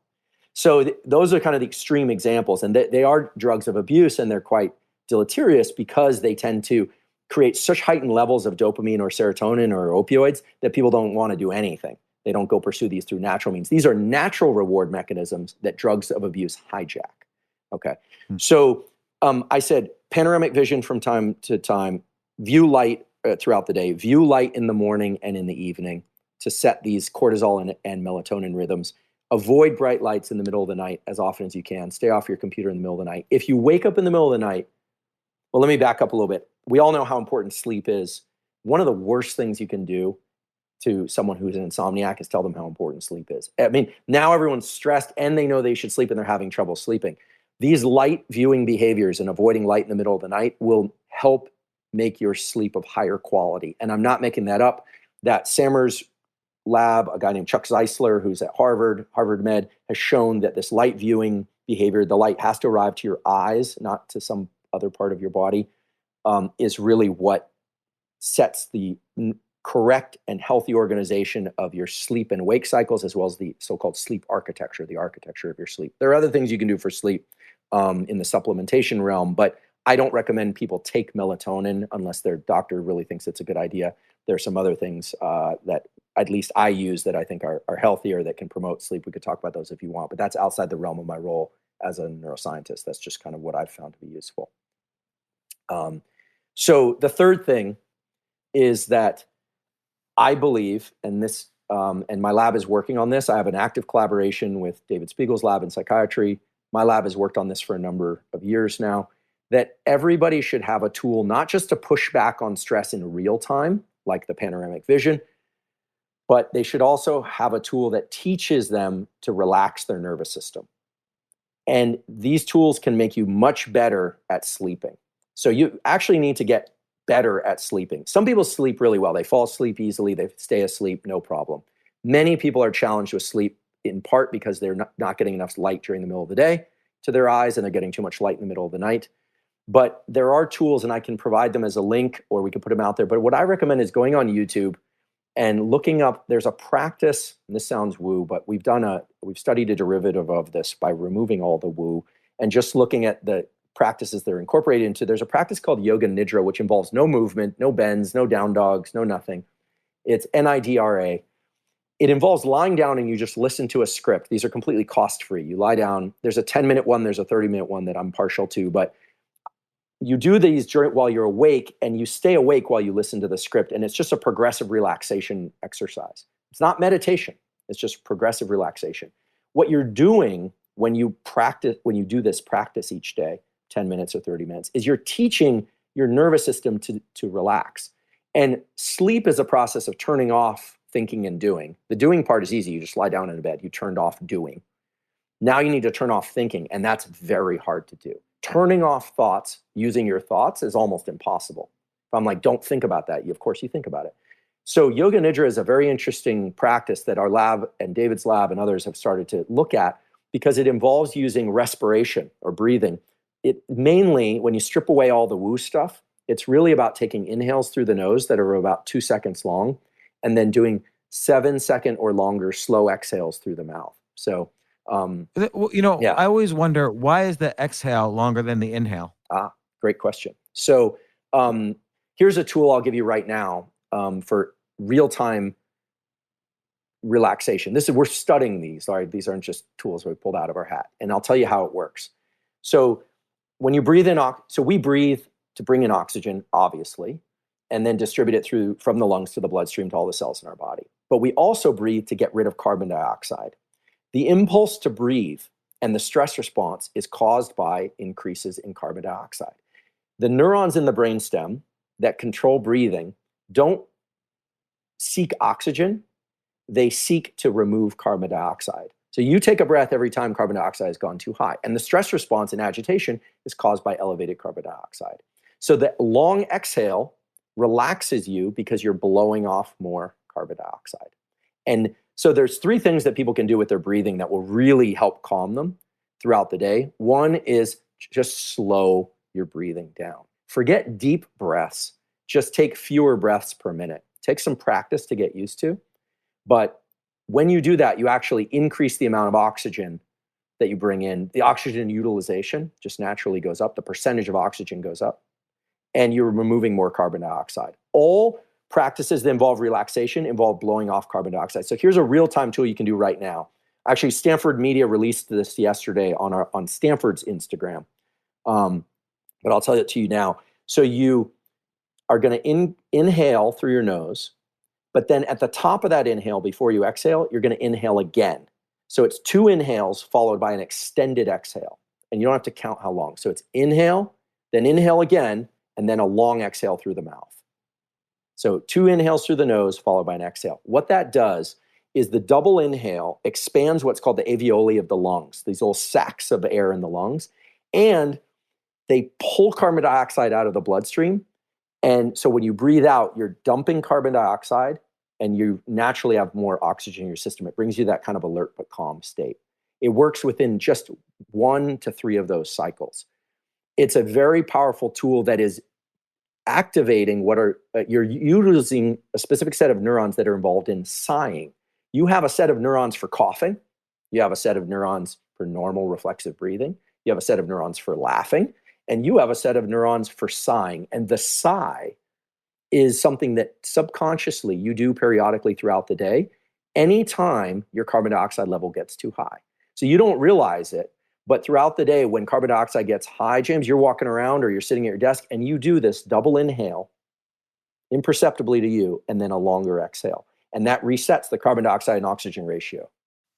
I want to try to, what I love about this, so in I think it was like 2011, I wrote an article, which was just anecdotal, but it basically said, whenever you're panicking about something, or whenever I'm panicking about something, I tend to breathe very quickly. Right. And whenever I'm relaxed and looking at the sunset, kind of like what you're saying, I tend to breathe more deeply, just sort of naturally. And so if you can kind of just recreate that artificially, it might create the same effect. And you're sort of explaining the neuroscience behind this, which is why I love it. So, is there an amount of, so is when I'm stressed, am I breathing more shallowly and more quickly, hence building up this CO2 without releasing it? That's right. So which then increases the stress? Yeah, so nature is good, but she's not perfect. So she designed a mechanism where when you get stressed, you either hold your breath or you're breathing faster.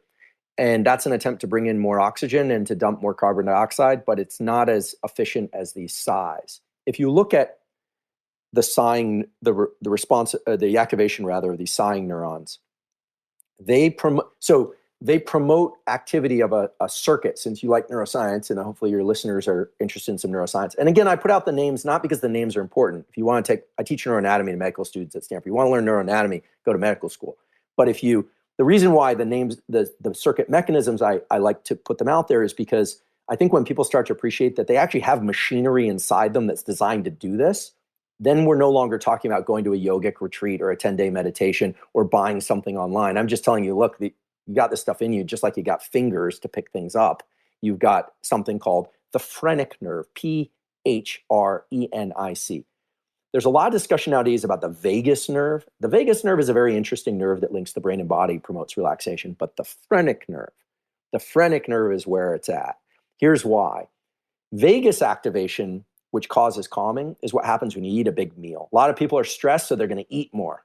They eat more, and when the belly is full, a signal is sent via something called the vagus nerve back to the brain, which instills the calming response. This is why people eat when they get stressed. They're trying to calm themselves. Great. There's nothing wrong with that, but it's very slow. It's very slow.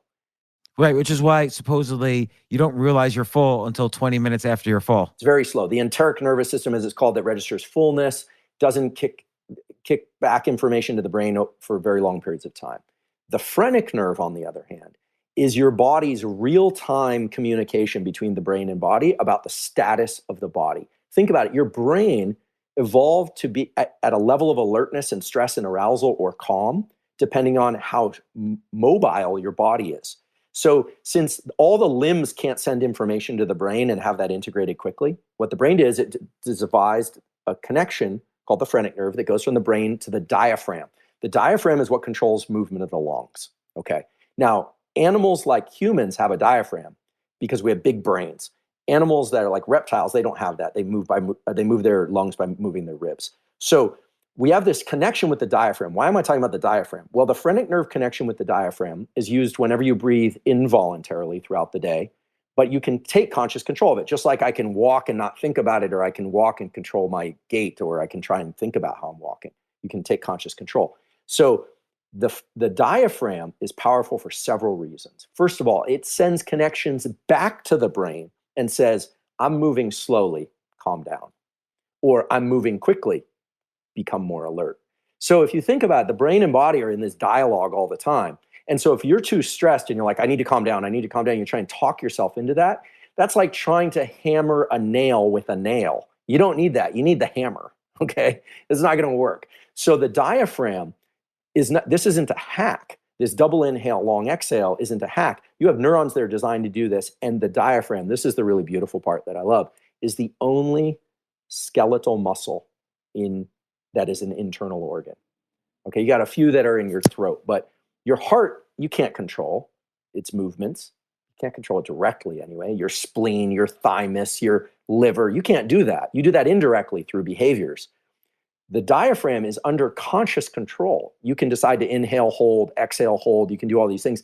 So Mother Nature made this organ called the diaphragm, which is every bit as much a limb as any other limb on our body, except it's inside our body, and it was designed to move our airway system to inform the brain how active we are. It's designed to move air in and out of the lungs at a rate that we decide. So I don't think of breathing and respiration as, I don't even like to call it breath work because that sounds too much like, it sounds too woo. It's just respiration physiology. You can consciously control it. I can't control my cardiac physiology directly. I can eat the right foods. I can take jogs. I can take statins or whatever I want to do, but that's all indirect. Respiration sets the state of your brain, and you can control respiration. You have a neural circuit involving this phrenic nerve to diaphragm and back again to the brain stem that controls all this. So when I say do a long double inhale, long exhale, that's not, that's what nature designed to calm ourselves down. So you can employ that. You can use that tool any moment throughout the day. And again, the double inhale is to basically just pump a little bit more CO2 in there than normal. So you get that much more, I guess, dopamine as you do the long exhale, dumping all the CO2 out. Okay, so to be clear, the dopamine system You can register anytime you do this. Oh, this feels good. But the dopamine system isn't directly related to this in real time. It's more about bringing in oxygen and dumping CO2. Dumping CO2 is going to enhance the calming response. So just like you have a stress response, I guess the key point here is that, and I should have said this earlier, so forgive me, is that you have a system for stress. Everyone's familiar with that system right now and in general, but you also have neural circuits designed to calm you, that are specifically designed to calm you. Now, unfortunately, we have to learn how to use those, whereas the stress system works just fine on its own. And so what I'm doing, talking about, light in the morning, panoramic vision, double inhale, long exhale, these are all tools or practices that we know support the activation of the biology that promotes calming. That's what this is about. I love this so much. Like, Andrew, you should write a book, and I'll tell you the title. It should be your happy chemicals and self-help. Okay. So and the subtitle is how to supercharge self-help. Okay. So for full disclosure, I have a book contracted with Simon & Schuster. It'll be out in January 2021 or so, depending on any delays that are introduced by that. Maybe it's got stuff like this, but a lot more. And maybe when the time comes, we can have a discussion about the book. I didn't mention it, but because you brought it up, it'd be fun to talk about come time for release. That's great. I have a book coming out February 2021, so we're in the same boat. Have you finished your book yet? Believe it or not, I'm on the last chapter, which incidentally happens to be about neuroplasticity. So if you wanted to talk about that, we could wrap that in. I don't know what our timing is. No, we're gonna do a part 2. So okay, I want to get to these responses to the stress and coronavirus. So you've listed 3 things. You also kind of casually mentioned a 4th, which is establishing, and this was related to dopamine. It was establishing subjective milestones that so you are able to congratulate yourself throughout the day. And my question there is, how do you make it so it's not BS? Like, I don't artificially just congratulate myself for waking up, which is, it feels like that's too much thought and not enough reality. Got it. So there are 2 ways I can answer that. One is that I can tell you with certainty that people that are very resilient and gritty and do and accomplish excruciatingly hard things, not just sports performance or military performance, but do it over very long periods of time with a lot of uncertainty, are masters of this. So that's a sort of a dodge of an answer because it's not really answering at a biological level, which is what I'll do next. But I guarantee you that this is not about saying, hey, I put my shoes near the door and tomorrow and then the next day I put my shoes on and therefore I'm it's the equivalent of running a marathon. It's not like that. But one has to, ideally, to navigate stress of unknown duration and kind or outcome, right? We don't know the outcome with this COVID thing yet. In order to do that, we need to have mechanisms to inject dopamine into this high output regime that we've been talking about. So the key thing here, if you want to understand how to do this, is to register the milestone at a level of it's in the direction of the overall goal, right? My colleague Carol Dweck, who talks about growth mindset, we've have a lot of discussions on a regular basis, has often said, positive self-talk, you're often delusional. And in fact, positive self-talk can be detrimental if your positive self-talk is in relation to the ultimate goal or endpoint. Right. And she calls that the fixed mindset. And there's all these studies that it could actually be damaging. That's right. So if you say, look, I got up and I made a cup of coffee and I said good morning to my spouse and looked them in the eye, and therefore I've conquered the COVID-19 crisis, well, then that's not positive. That's positive thinking and it's delusional because one thing has nothing to do with the other. However, if you wake up, you make a cup of coffee and you suppress your impulse to look at the news, or you look at the news and you still make your cup of coffee, and then you go to your spouse and you say good morning and you look them in the eye, and you think to yourself, okay, I'm moving through this day in the most constructive way that I possibly can, despite the huge number of things that are impinging on me now.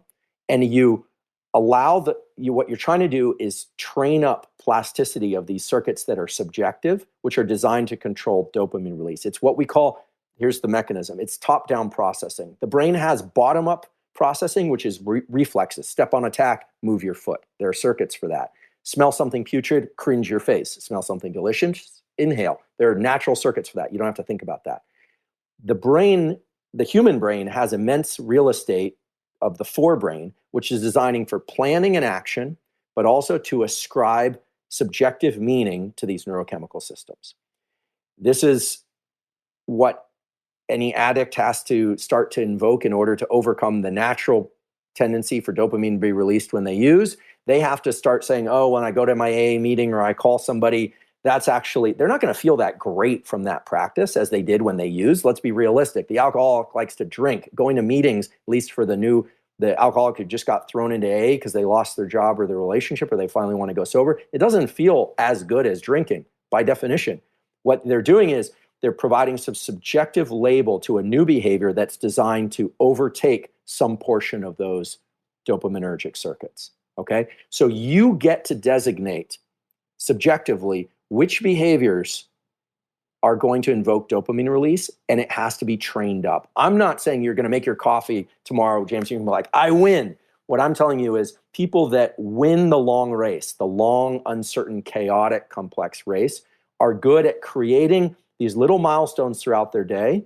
Like, I made it to noon and I accomplished something today. And we tend to do this in a very, what I guess psychologists and neuroscientists would call domain-specific way. If you're like, I know you're very versed in the world of money and markets and finance, you learned how to do it in that world. I'm sure you can think of examples. I learned how to do it in the world of science and writing grants and publishing papers and that kind of thing, graduating PhD students from Stanford and so forth. But we tend to do this in a very narrow trench where we know if we're on track.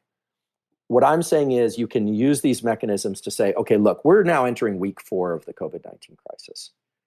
My goal right now, this is my own personal goal, is to be productive and effective and to hopefully share useful information with the general public every day, and to get some exercise.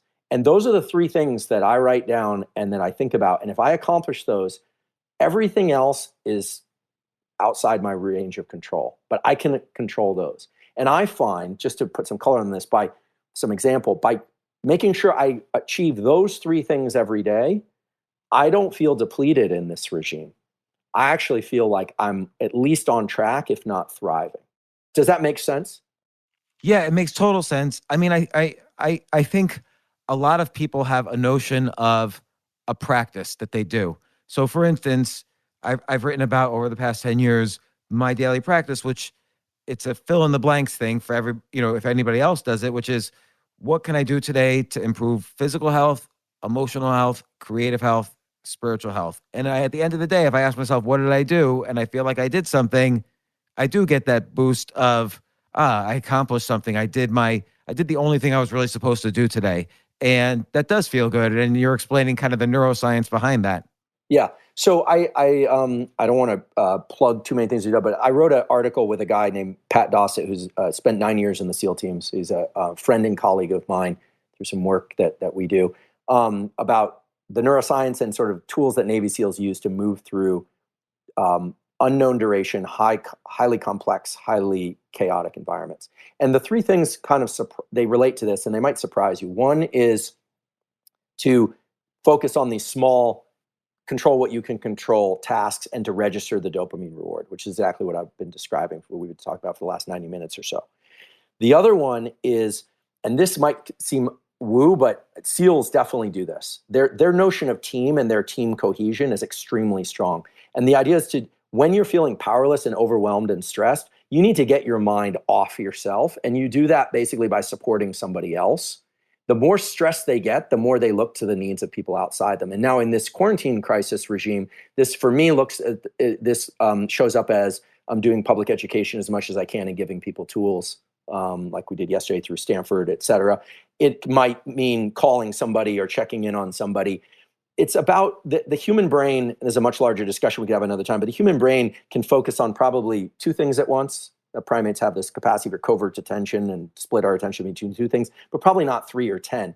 When both points of attention are on our own internal state, we tend to feel, it's more likely we're going to feel miserable, right? When you start to focus your attention outside yourself on supporting other people, the the stress gets released because you're sort of taking some level of vigilance off your own internal state. A lot of stress is created by too much attention on internal state. And so if it sounds kind of woo, I guarantee you, guys in the SEAL teams do this, guys in Canadian Special Forces do this.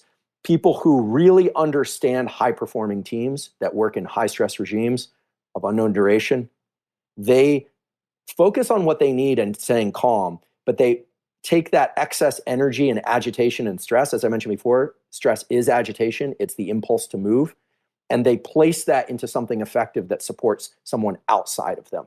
So maybe it's not about making a cup of coffee for yourself, maybe it's about making it for your spouse or calling a neighbor or doing something useful to somebody else. So let me ask briefly about the neuroscience of this. So, and this is related to gratitude also, because your gratitude to something, you're feeling grateful maybe for something external to you. So when you support someone else, you're kind of increasing your stability within the tribe. The tribe wants you, the more you help the members of the tribe. Yeah. And so is that like does that trigger oxytocin when you support someone else, which is another kind of neurochemical where you feel satisfied or happy? Absolutely. And so here again, I'm noticing a theme, like we're talking about sort of the neuroscience support for what could be thought of as like kind of woo or self-help practices. But I think, one of the major goals of my lab has been to try and strip down those practices to their kind of core essence so they can be quick, physiologically relevant, and to improve those practices. So what you're talking about actually, so when you support somebody else or you feel connection to somebody else, yes, there is secretion of this famous molecule oxytocin, which is involved in pair bonding and all sorts of things. Oxytocin promotes the feelings of well-being and pair bonding, but there's a more important neurochemical signature of helping other people, and that is suppression of a peptide called tachykinin.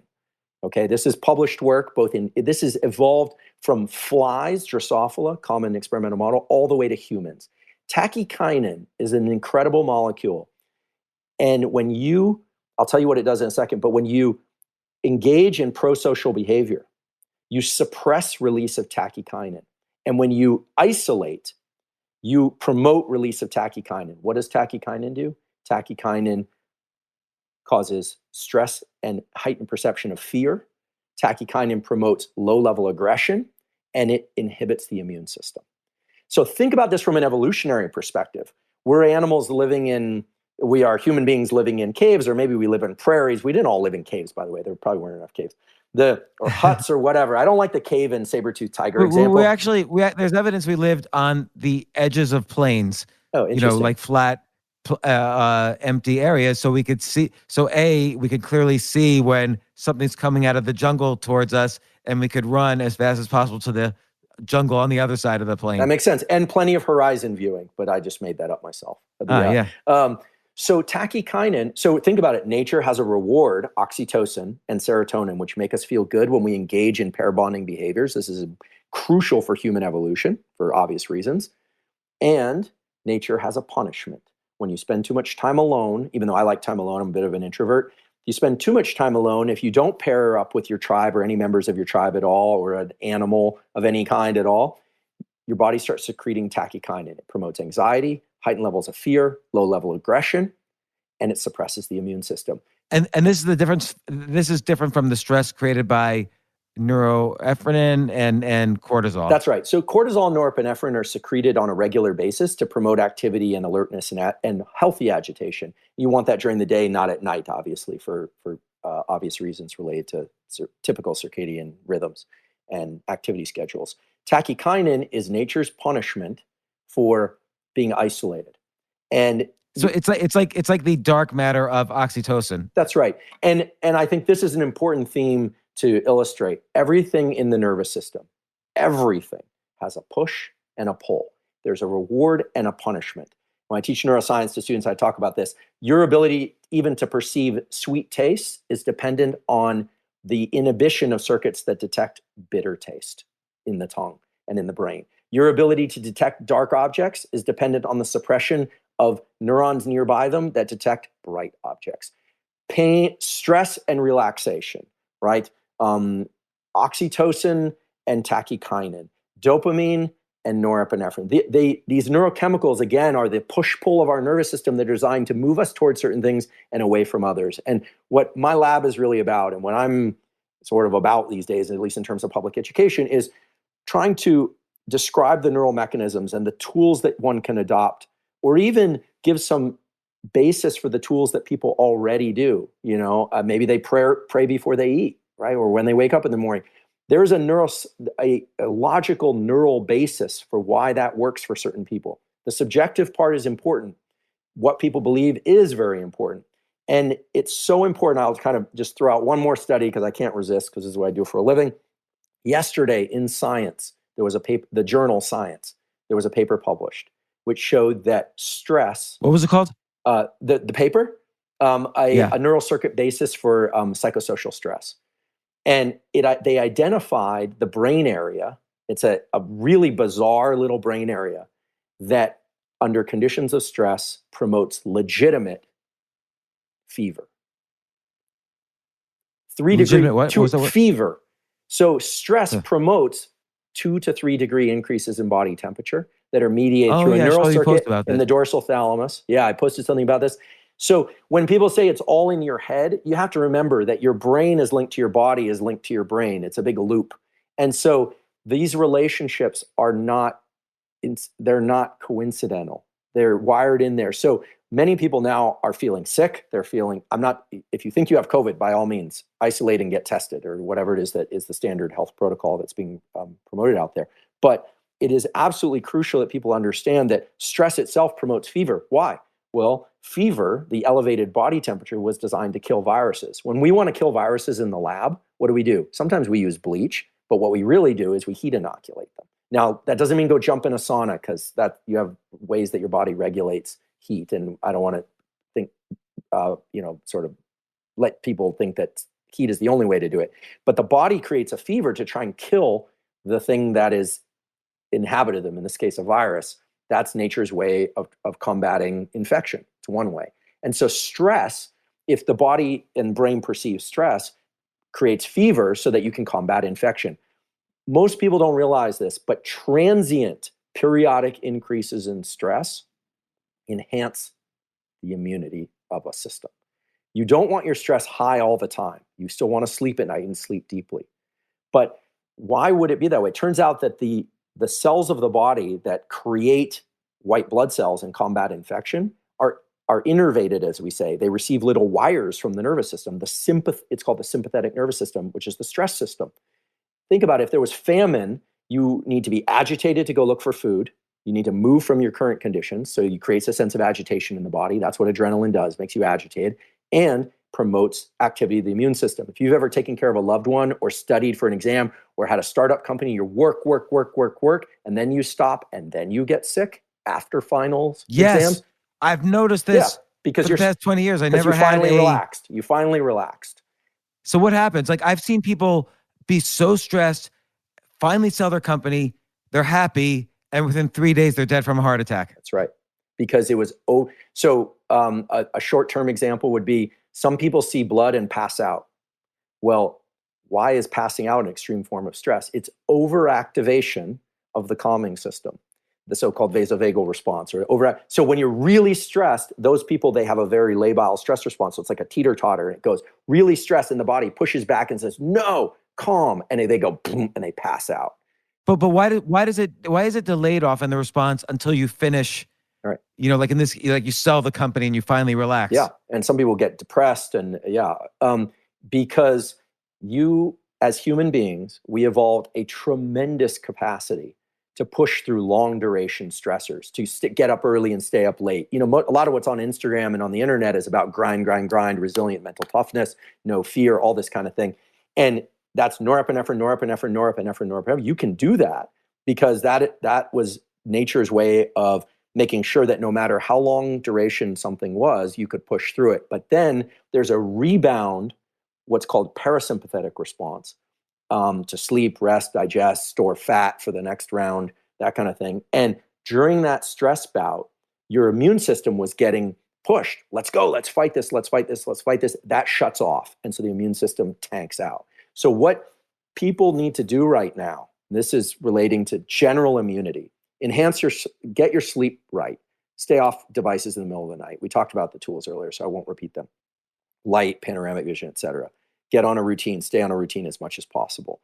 The other thing that you need to do is understand that if you get periodic bouts of stress throughout the day, like you look at the news and you're freaking out, or the markets and you're freaking out, that's going to periodically pulse your immune system to be active and keep you healthy. But you don't want it what's called tonically high or chronically high, because then you start burning out these things. So you're saying it's okay to immerse yourself in stress like 2 or 3 times a day. Like I'm gonna say 2 o'clock and 5 o'clock. I'm gonna read the news, see all the scary headlines, and then I'm gonna shut it down. Yeah, if anything, I might make a few enemies by saying this, but if anything, it's going to boost your immunity. And I mean, there's a biological basis for that. And remember, the way we're fighting this thing is through inaction. The more fear type stuff we see, the more we're going to reinforce that we're doing the right thing. I actually think that we should be congratulating ourselves for having quarantined as well as we have. I talked to a close friend who also happens to be a neuroscientist who had to flee New Orleans around Katrina. And we had a conversation the other day, and he reminded me, that whole effort, the FEMA thing, there were big problems, the convention center, there were huge problems, and I want to acknowledge those. But it was also, there were aspects of it that were a highly successful evacuation of a major American city. So New York right now is struggling, and lots of places are struggling, but we need to look at where we're succeeding too if we're going to make it through this unknown duration stressful event. We need to talk about the things that are going right and register those individually and ideally as groups as well, because those things promote the dopamine release that are going to allow us to move through this long duration thing. We can't just grind this one out. We got to be smart. We got to be logical. We got to know when it's time for action, when it's time for inaction, and it's happening in real time. I think we're going to look back on this period of history and we're going to realize, wow, we didn't do this perfectly. There were things that we should have done better, but this really capitalized on the human nervous system's ability and human culture's ability to parse something and use these what are really ancient mechanisms to move through it adaptively. I'm not at all surprised at what I see, the emotional contagion, the stress, the fact that people were in ignorance, the people who think they're immune, all this stuff. I think that they all reflect the activation of these circuits where we're trying to figure it out. Now we know what we need to do. And as we do that, the social distancing, and as science works out the vaccines and the other efforts to provide care for the sick and to keep people from dying and getting sick, as we do that, we have to register our wins. If we don't register those wins, we are going to burn out, or we're going to get through this, and then people are going to be talking about the PTSD and trauma of this. I'm already worried. I'm concerned genuinely about the notion that this is going to cripple us psychologically. This is an amazing strength building process. I wouldn't wish it upon us or anybody, of course, but given that it's happening, we need to leverage it to come out of this stronger, because the next thing, it's not going to be COVID-19. It might not even be a mutation of COVID-19. The next thing is going to be something we haven't even thought about yet. It's probably not going to be a virus. And we have to trust the human nervous system's ability to parse this. And this is why I'm grateful for things like this podcast, for social media, because communication is creating a lot of noise and a lot of clutter. The signal to noise is arguably low these days. Very low. But it's very unbelievably low. But we are doing certain things right. And so I want to quickly summarize. I basically, you said 3 things, but I basically counted 6 things. So you're basically saying, we've got this low grade kind of stress that's happening over and over and over again. We're getting stress fatigue. It's going to either burn us out, create PTSD, not give us ability or strength to make rational decisions if this continues too much longer. Not the virus, but the stress, our stress response to it. So you have these 3, maybe 6 solutions. I'll just summarize them. Panoramic vision, again, releases dopamine. To be clear, panoramic vision implements the calming response. It's not related to dopamine. Dopamine is the pursuit of specific rewards and the subjective registering of particular rewards that allow you to push back through stress. And what is the calming response? The calming response is disengaging vigilance and attention and relaxing your nervous system. It means just teaching you got to periodically throughout the day, you have to do things to relax your nervous system. You can do that with your vision or your breathing. That's what that's about. Okay. And so then the next thing is New light, get light in the morning and light throughout the day, maybe light at sunset as well, but not after 10 p.m. and avoid screens, so on after 10 p.m. The next thing is, and you also suggest, maybe this was number 3, this idea of yoga nidra, which is maybe, and you gave one exercise, which is breathe in, inhale twice in a row, and then exhale. And the idea is CO2 builds up when we're stressed, and when you release it, it activates. I'm trying to understand That's everything right. we've talked about. You're getting this exactly right. You when you do the double inhale and long exhale, you remove more CO2 than you would normally. You promote the calming response, literally the so-called parasympathetic nervous system. I say calming instead of parasympathetic because, anyway, the wording gets a little bit clunky. But and by bringing in oxygen, you also reset your level of alertness. So it brings your system into balance, more or less. And this also activates your phrenic nerve, which quickly, what does that trigger? So the phrenic nerve allows conscious control of the diaphragm. Anytime you consciously control your breathing in any way, even if you were to breathe quickly or breathe slowly or whatever, when you take conscious control of the diaphragm, you are training the neural circuits to take conscious control of your breathing, which is important for stress management. But in addition to that, you are taking advantage of this mechanism whereby the body can tell the brain how to feel. So when you slow your breathing, you're letting your body inform the brain how to calm down. Whereas just telling somebody, if you've ever seen if someone's freaking out and you say, calm down, it doesn't work, right? If you tell yourself, I'm freaking out, I need to calm down, if anything, it just makes you more stressed. This is using physiology from the body to control the mind. Very hard to control the mind with thinking. Very easy to control the mind and the brain, right? Same thing, with the body.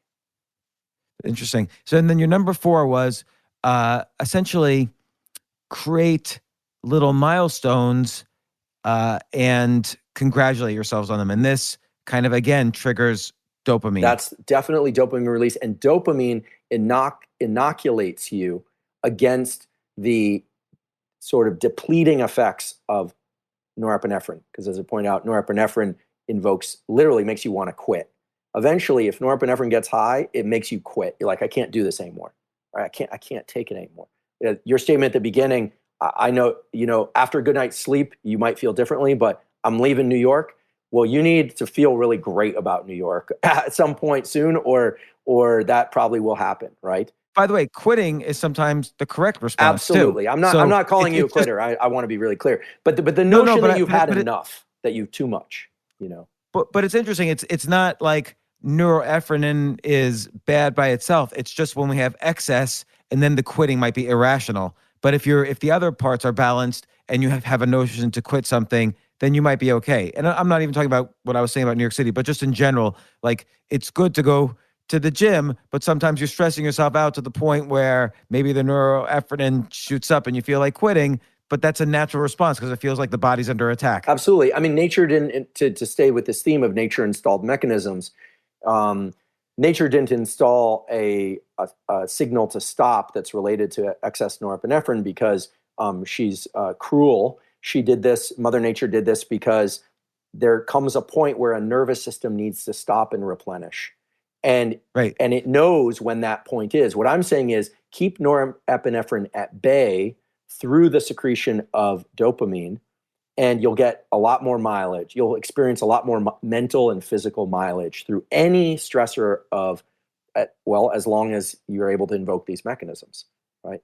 And number 5 was try to experience gratitude or do service to others. And this triggers oxytocin, which is on the flip side of another type of stress, which is triggered by the tachykinin, whatever. Yeah, suppresses tachykinin. Yeah, tachykinin. Yep. And that stress is very particular to feeling isolated, the stress you have when you're feeling isolated. And then number 6 was, which I thought was really fascinating, kind of have intermittent stress. So figure out things to do that maybe are a little bit more challenging during the day, intermittently, not all day long. And that kind of exercises all of these stress mechanisms under maybe more controlled situations. So that boosts immunity. Yeah. And just to put a little science to that last one, there's a study that was published in the Proceedings of the National Academy of Sciences that had people do a specific kind of breathing. People are getting plenty of stress right now, so they don't need to do this breathing, which promotes the release of adrenaline and norepinephrine. And they injected these people with E. coli. So they had two groups. One group meditated. One group did this respiration practice that essentially reproduced stress. And the group that meditated got fever, vomiting, sick. The people that had this sort of self-induced periodic stressor had minimal, if any, symptoms. It was remarkable. Holy shit. How much do you pay someone to get them injected with E. coli? Well, people who are desperate for money will be subjects in human experiments of that sort. There's sort of a culture around it, too, of people that do that kind of thing. But in our lab, by the way, if you come to our lab once we reopen, although, and want to be a subject, we do pay our subjects. We don't do anything quite as diabolical as that. But what that study really showed is that it was proof to what physiologists and neuroscientists have known for a long time, which is that the fibers of the so-called sympathetic nervous system, the ones that underlie stress, innervate the thymus and other structures, glands in the body that produce white blood cells, right? And promote this immune response to fight whatever it is that's coming in. And this is why you're able to work for long periods of time and not get sick, or take care of a newborn child and not get sick, at least well enough to continue to take care of that child, or study for finals, and then it was when you relaxed. So we're getting plenty of stress coming in. You don't need to self-induce stress right now, but trust that whatever stress you feel is also protective, as long as you don't let it stay up all day long every day. So Professor/Dr. Andrew Huberman, professor at Stanford University in neuroscience, neurobiology, and so on. This has been fascinating, kind of your happy chemicals, how you can use them in relation to the stress of coronavirus.